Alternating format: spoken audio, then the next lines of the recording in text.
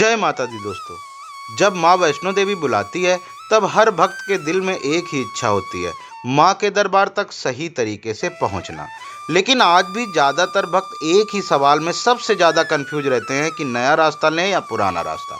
कोई कहता है नया रास्ता आसान है, तो कोई कहता है कि पुराने रास्ते में ज़्यादा भक्ति है। तो दोस्तों, आज इस वीडियो में मैं आपको दिखाने वाला हूँ माता वैष्णो देवी के दोनों रास्तों की पूरी और सच्ची जानकारी, सुविधाएं, दूरी, भीड़ भाड़, आराम और ये भी कि किसे कौन सा रास्ता चुनना चाहिए। यकीन मानिए दोस्तों, इस वीडियो को पूरा देखने के बाद आपको खुद से क्लियर हो जाएगा कि आपको माता वैष्णो देवी जाने के लिए नया रास्ता लेना चाहिए या पुराना रास्ता। नमस्कार दोस्तों, मेरा नाम है सौरभ और आप देख रहे हैं आपका अपना YouTube चैनल सानिध्य ब्लॉग। अगर आप भी माता के सच्चे भक्त हैं तो वीडियो को अंत तक जरूर देखिए और दिल से एक बार जरूर बोलिए जय माता दी। जयकारा शेरों वाली का बोलो, सच्चे दरबार की जय।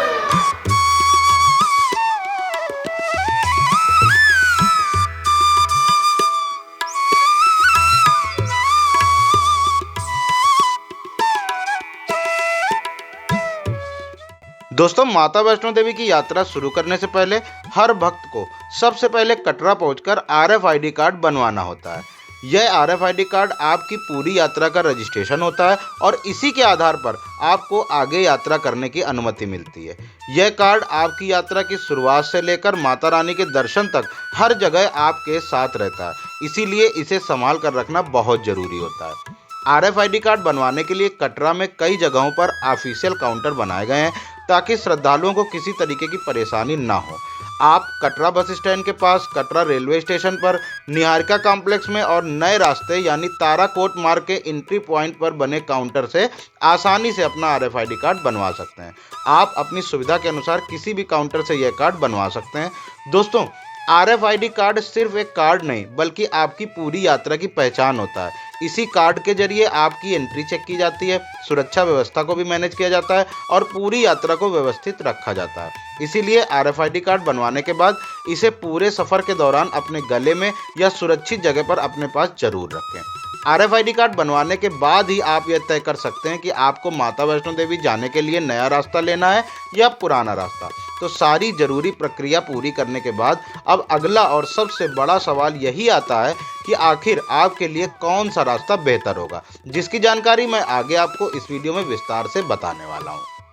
दोस्तों, माता वैष्णो देवी की यात्रा में चाहे आप नया रास्ता लें या पुराना रास्ता, दोनों ही रास्ते ऊपर जाकर अर्धकुंवारी पर मिल जाते हैं। अर्धकुंवारी माता की यात्रा का पहला और सबसे महत्वपूर्ण पड़ाव होता है। दोनों रास्तों से चलकर सबसे पहले श्रद्धालु अर्धकुंवारी ही पहुंचते हैं। अर्धकुंवारी के दर्शन के बाद फिर से यात्रा दो रास्तों में बढ़ जाती है, जिसमें एक नया रास्ता होता है जिसे हिमकोटी मार्ग कहा जाता है और दूसरा पुराना रास्ता जिसे हाथी मत्था मार्ग कहा जाता है। अब दोस्तों, सबसे पहले बात करते हैं पुराने रास्ते की। अगर आप माता वैष्णो देवी की यात्रा के लिए पुराना रास्ता लेना चाहते हैं तो इस रास्ते की एंट्री कटरा बस स्टैंड से लगभग 1 किलोमीटर दूर बाण गंगा से होती है। RFID कार्ड बनवाने के बाद श्रद्धालु बाण गंगा एंट्री पॉइंट से ही पुराने रास्ते पर अपनी यात्रा शुरू कर सकते हैं। इसी वजह से इस रास्ते को ज़्यादातर लोग पुराना रास्ता या बाण गंगा मार्ग भी कहते हैं। दोस्तों, बाण गंगा से अर्धकुंवारी की कुल दूरी लगभग 6 किलोमीटर है। इस पूरे रास्ते में आपको माता की भक्ति का माहौल तो मिलता ही है, लेकिन साथ ही यह रास्ता थोड़ा ज़्यादा चुनौतीपूर्ण भी है। बाण गंगा से आगे बढ़ते ही आपको गुलशन कुमार जी का लंगर मिलता है, जहां पर श्रद्धालुओं के लिए बिल्कुल मुफ्त में भोजन की व्यवस्था होती है। इसके लगभग 400 से 500 मीटर आगे चलने पर आपको श्राइन बोर्ड का भी लंगर मिलता है, जहां पर भी आप निःशुल्क भोजन कर सकते हैं। अगर दोस्तों आपको यात्रा के दौरान घोड़ा, पिट्ठू या पालकी जैसी सेवाओं की जरूरत पड़ती है तो ये सभी सुविधाएं आपको पुराने रास्ते पर ही मिलती हैं। इसके साथ साथ अगर आपके साथ छोटे बच्चे हैं और आप उनके लिए प्रैम लेना चाहते हैं तो बच्चों के लिए जो प्रैम होते हैं वो सुविधा भी आपको इसी पुराने रास्ते पर मिल जाती है। ध्यान रखने वाली बात यह है कि इन सभी सेवाओं की बुकिंग हमेशा श्राइन बोर्ड के ऑफिशियल काउंटर से ही करवाएं, ताकि किसी भी तरह की परेशानी या ओवर चार्जिंग से बचा जा सके। पुराने रास्ते पर चलते हुए बाण गंगा से लगभग 1.5 किलोमीटर ऊपर चरण पादुका मंदिर भी पड़ता है। यहाँ दर्शन करने का अलग ही महत्व है और श्रद्धालुओं को माता के चरण पादुका के दर्शन करने का सौभाग्य मिलता है। बहुत से भक्त यहीं रुककर दर्शन करते हैं और थोड़ी देर विश्राम भी करते हैं। दोस्तों, इस पुराने रास्ते की एक खास बात यह भी है कि यहाँ जगह जगह पर शॉर्टकट के रूप में सीढ़ियाँ भी बनी हुई है। आप चाहें तो पूरे रास्ते पैदल जा सकते हैं या फिर बीच बीच में इन सीढ़ियों का इस्तेमाल भी कर सकते हैं। अगर आपके साथ बच्चे हैं, बुजुर्ग नहीं हैं और किसी तरह की दिल से जुड़ी बीमारी या गंभीर समस्या नहीं है तो आप इन सीढ़ियों का इस्तेमाल भी कर सकते हैं। हालांकि जिन श्रद्धालुओं को सांस की दिक्कत, घुटनों की समस्या, हार्ट से जुड़ी परेशानी है, उन्हें सीढ़ियों से बचना चाहिए और सामान्य रास्ते से ही चलना बेहतर रहता है। इस पूरे रास्ते में आपको श्राइन बोर्ड के कई भोजनालय मिल जाते हैं। कुछ जगहों पर सिर्फ चाय और स्नैक्स मिलते हैं तो कुछ भोजनालय ऐसे भी हैं जहां पूरा भोजन उपलब्ध रहता है। इसके अलावा थोड़ी थोड़ी दूर पर चाय, पानी, स्नैक्स और पूजा सामग्री की दुकानें भी मिलती रहती हैं।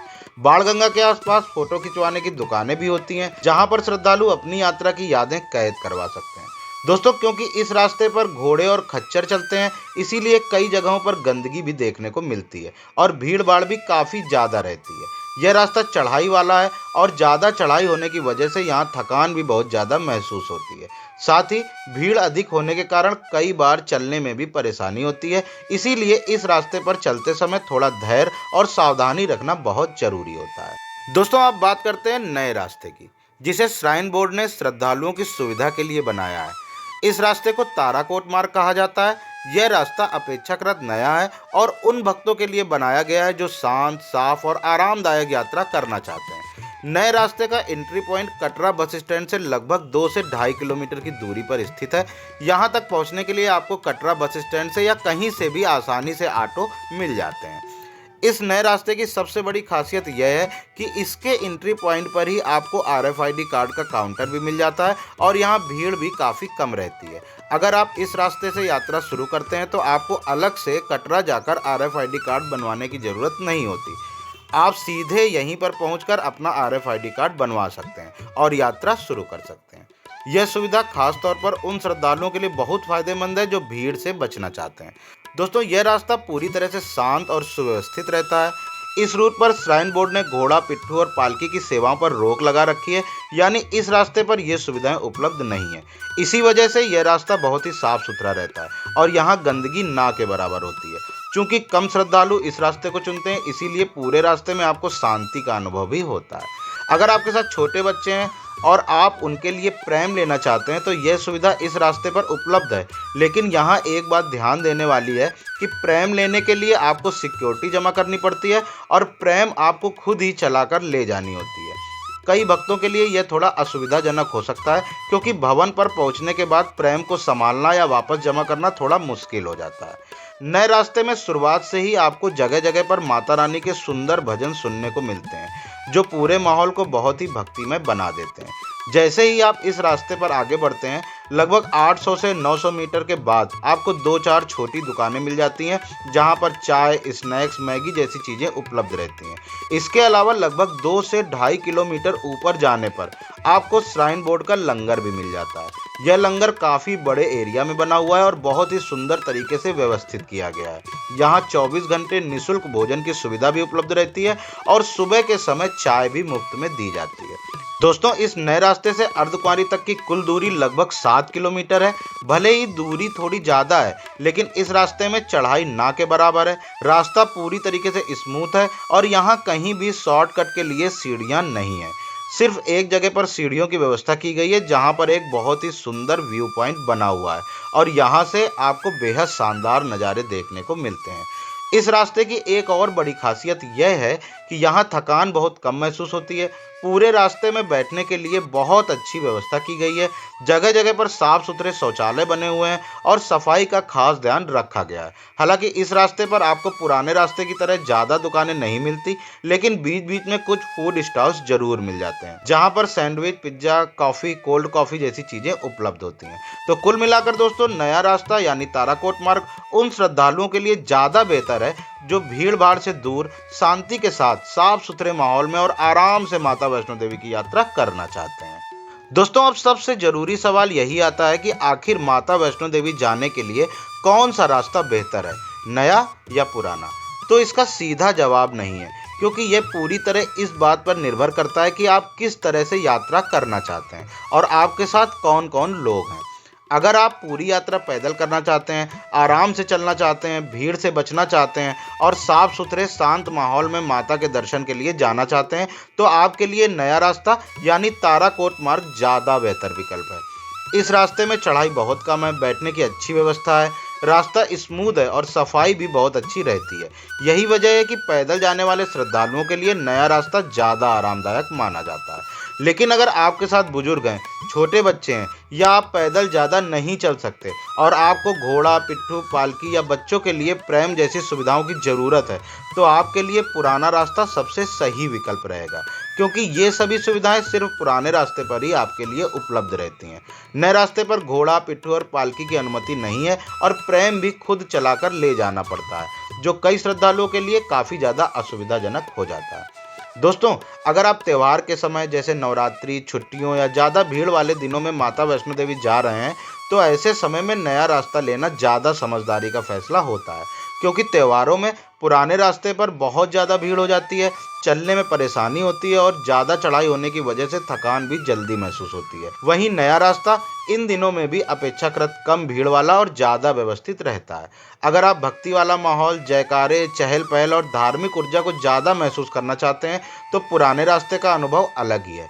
इस रास्ते में जगह जगह भजन, दुकानें, लंगर, चरण पादुका मंदिर और श्रद्धालुओं की भारी भीड़ देखने को मिलती है, जो बहुत से भक्तों के लिए एक अलग आध्यात्मिक अनुभव बना देती है।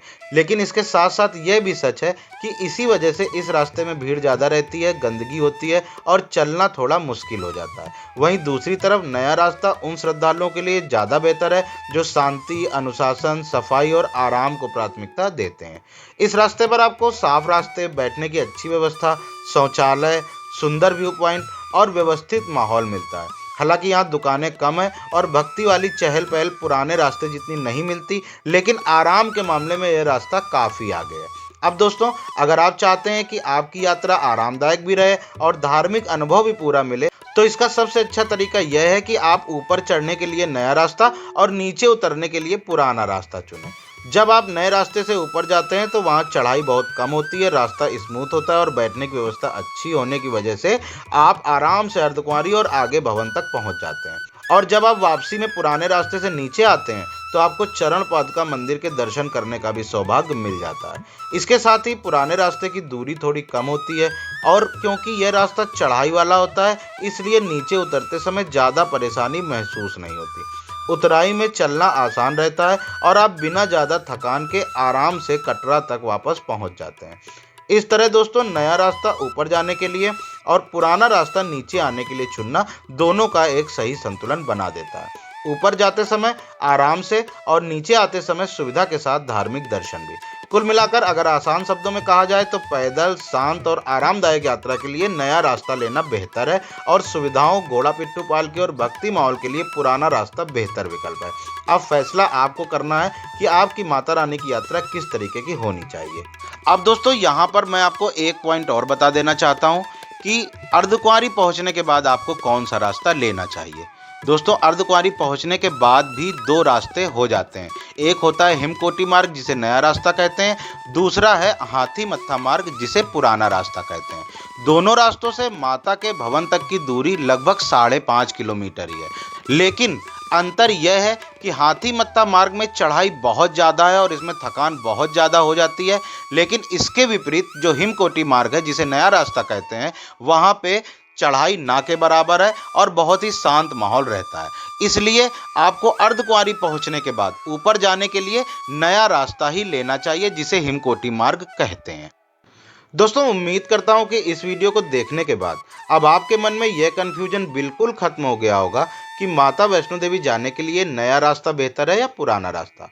मैंने पूरी कोशिश की है कि आपको दोनों रास्तों की सही और सच्ची जानकारी दी जाए, ताकि आपकी यात्रा आरामदायक भी रहे और दर्शन भी अच्छे से हो सकें। अगर आप पहली बार माता के दरबार जा रहे हैं या अपने परिवार के साथ यात्रा की प्लानिंग कर रहे हैं, तो इस वीडियो में बताई गई बातें आपके बहुत काम आने वाली हैं। मेरी यही कोशिश रहती है कि आप लोगों तक सही जानकारी पहुंचे, ताकि कोई भी भक्त गलत फैसले की वजह से परेशानी में ना पड़े।